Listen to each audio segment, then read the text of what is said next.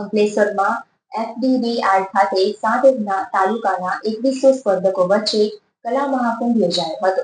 ગુજરાત સરકારના યુવા સાંસ્કૃતિક પ્રવૃત્તિઓ તેમજ રમતગમત વિભાગ આયોજિત કલા મહાકુંભનો પ્રારંભ ધારાસભ્ય ઈશ્વરસિંહ પટેલે દીપ પ્રાગટ્ય કરી ખુલ્લો મૂક્યો હતો. જિલ્લાના 7 તાલુકાના આવેલા સ્પર્ધકો 37 કૃતિઓ રજૂ કરી હતી.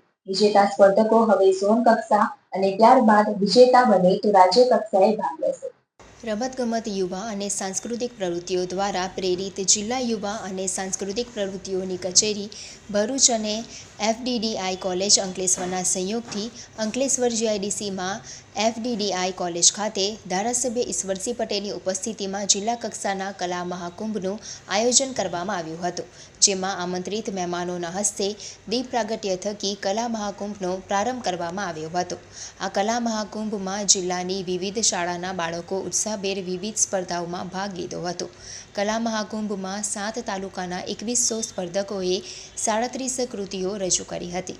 આ કલા મહાકુંભમાં પ્રાંત અધિકારી ભવદીપસિંહ જાડેજા, જિલ્લા પ્રાથમિક શિક્ષણ અધિકારી સચિન શાહ, જિલ્લા યુવા રમતગમત અધિકારી નીતાબેન ગવલી, મામલતદાર KM રાજપૂત, લલિત પ્રકાશ જાંગડા અને જિલ્લા યુવા વિકાસ અધિકારી સહિત આમંત્રિતો તેમજ સ્પર્ધકો ઉપસ્થિત રહ્યા હતા. તેમજ વિવિધ કલાના કલાવૃંદ હાજર રહ્યા હતા. વર્ષ 2010થી તાત્કાલિન રાજ્યના મુખ્યમંત્રી નરેન્દ્ર મોદી દ્વારા ખેલ મહાકુંભની શરૂઆત કરવામાં આવી હતી. ગુજરાત રાજ્યના યુવા ખેલાડીઓને રાજ્ય, રાષ્ટ્રીય અને આંતરરાષ્ટ્રીય રમતગમત ક્ષેત્રે પહોંચી શકે તે હેતુથી ખેલ મહાકુંભનું આયોજન કરવામાં આવી રહ્યું છે. જિલ્લા કક્ષાએ વિજેતા સ્પર્ધકો હવે ઝોન કક્ષા અને ત્યારબાદ વિજેતા બને તો રાજ્ય કક્ષાએ ભાગ લેશે.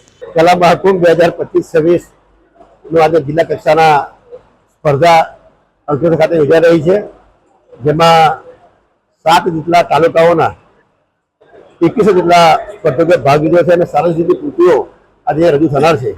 એ તમામ મિત્રોને, તમામ સ્પર્ધકોને ખૂબ ખૂબ અભિનંદન પાઠવું છું. ખૂબ આગળ વધે એ શુભેચ્છાઓ. મારું નામ ધ્રુવ પ્રજાપતિ છે અને અમારી ટીમ છે.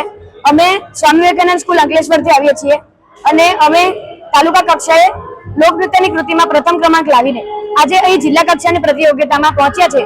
અહીં પણ અમે લોકનૃત્યની કૃતિ રજૂ કરવાના છે.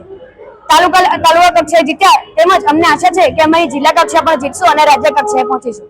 આભાર.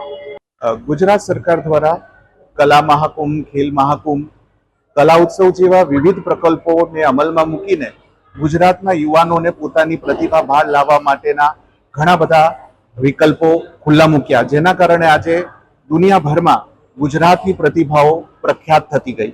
અને આના દીર્ઘદ્રષ્ટા જે તે વખતના આપણા લોકલાડીલા મુખ્યમંત્રી શ્રી નરેન્દ્રભાઈ મોદી સાહેબ હતા, જેમને ન્યૂ એજ્યુકેશન પોલિસી 2020માં અમલમાં તો મૂકી, પણ આનું વિઝન જ્યારે ગુજરાતના મુખ્યમંત્રી હતા ત્યારથી જોઈ રાખ્યું હતું, જેના કારણે આવા પ્રકારની પ્રતિભાઓને દરેક તબક્કે એક તક મળે છે અને પોતાની વિકાસની તકો ખીલી ઉઠે છે.